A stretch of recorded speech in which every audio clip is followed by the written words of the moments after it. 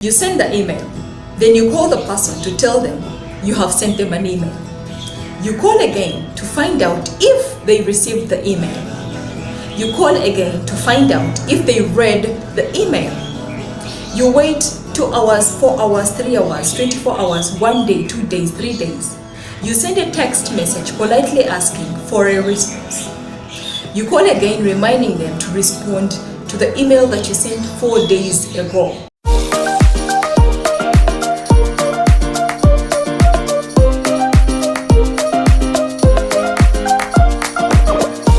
Hello, welcome back to our channel, Elevation Chapter, the channel that promotes human connection, spreads positivity to recover humanity.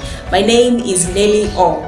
If you are new here, allow me to introduce you to our norms. First, you will need to subscribe to the channel and you need to share and like the video, and you'll become part of our growing family. I'm going to give you a few seconds to do that.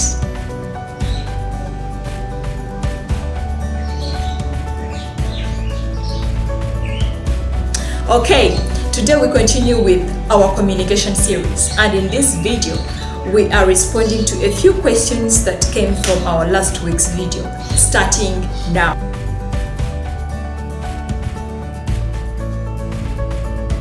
Oh yes, I feel your pain.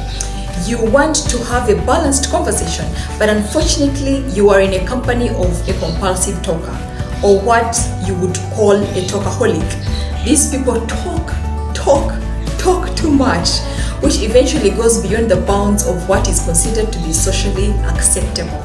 In fact, studies have shown that most people who are talkaholics are very much aware of the amount of talking they do, and they are unable to control it, and they don't see it as a problem.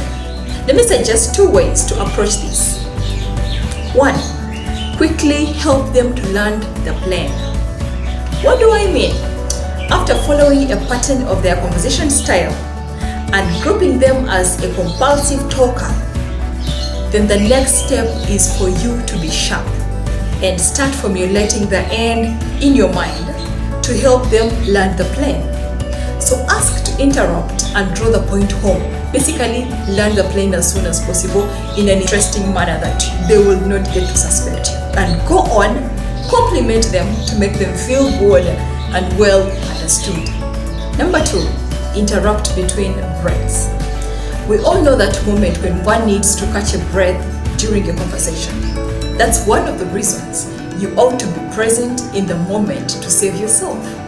So you need to interrupt and stop the conversation if it's gone on for too long.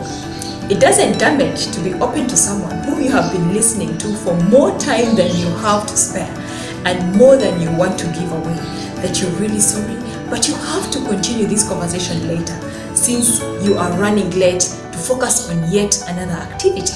Sometimes they might be those rare persons who will actually try to get back to you to continue with the conversation.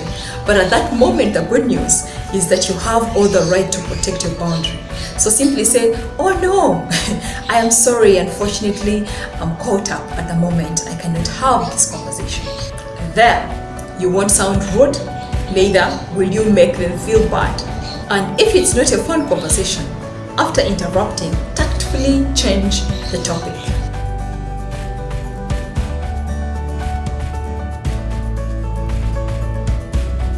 Alright, first things first, don't fake to look interested.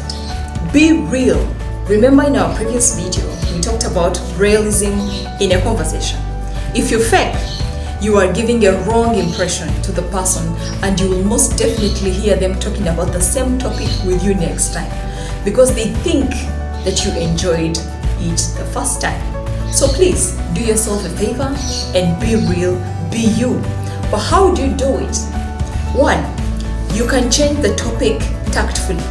You can say, hey, I heard about such and such and such. Or just ask them to tell you about their trip that you heard about, or the promotion at work, or their new business, or even your own experience, which you know will save the situation. Successfully, you will have changed the topic.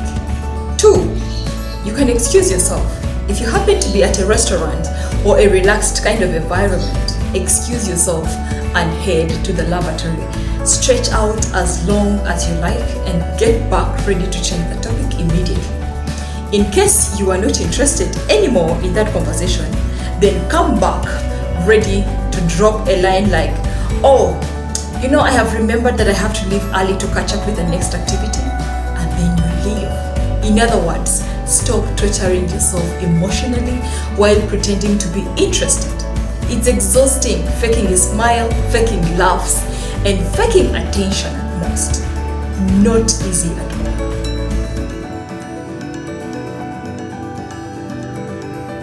Oh dear. Okay. See, if you happen to have social anxiety, it might seem logical to assume that you are boring. You can be in a pool of friends who find talking easy while you struggle to think of something to say or trust that is already in your mind. So you don't want to be ashamed, or you don't want to offend anyone in your group. My dear, people will think otherwise.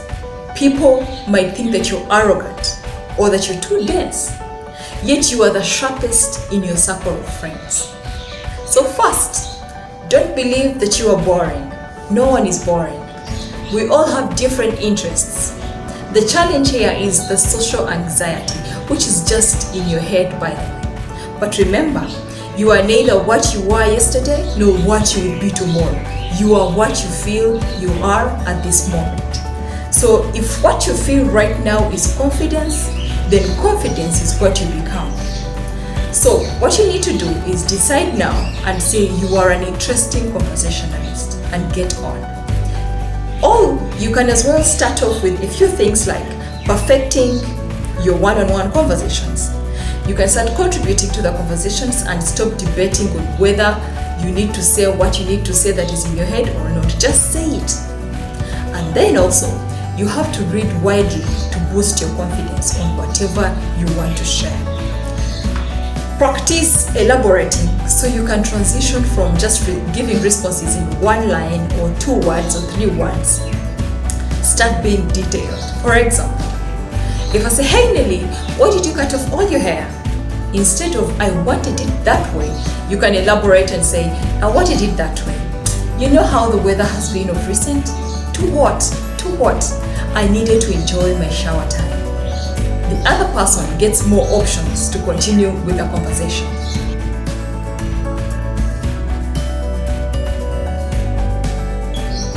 Yes, without a doubt, we have each experienced many things that will get our faces turned red and get irritated big time.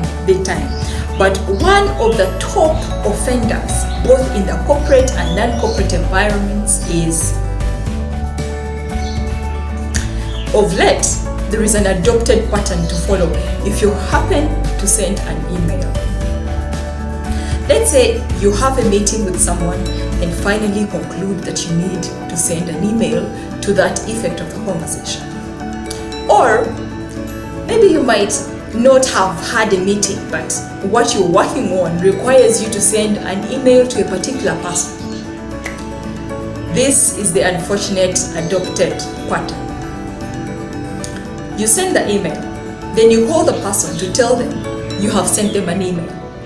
You call again to find out if they received the email. You call again to find out if they read the email. You wait 2 hours, 4 hours, 3 hours, 24 hours, 1 day, 2 days, 3 days. You send a text message politely asking for a response. You call again reminding them to respond to the email that you sent 4 days ago. How should we deal with this syndrome, especially given the way things have to be executed faster in this day and age? You know what's funny is that the culprits have their reasons too. Whether valid or not valid, they are their reasons. They will say, no accurate response about the matter. So why can't you simply acknowledge receipt and let the sender know you will get back to them when you have a solid response? And others give a reason of not being interested in that email. It's okay, even if you're not interested. Do not try to protect the sender from feeling rejected. especially if it's one of those sales mail that come in. Respond that you're not ready to support, or perhaps you're not interested in the product or service at the moment. There, you'll have taken care of your reputation and saved your brand too. We need to be more careful the way we represent the brands we work for and our own personal brands.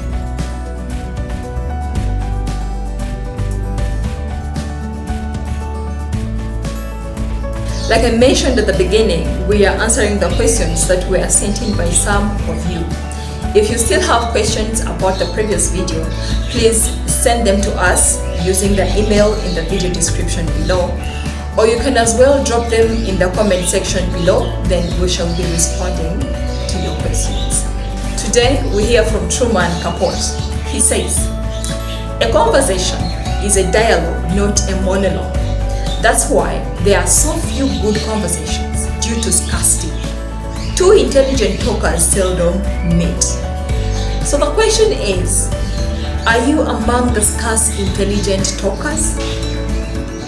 Thank you for watching. Please subscribe, like, and share the video to improve the quality of your conversations in your network. See you in the next video. Cheers!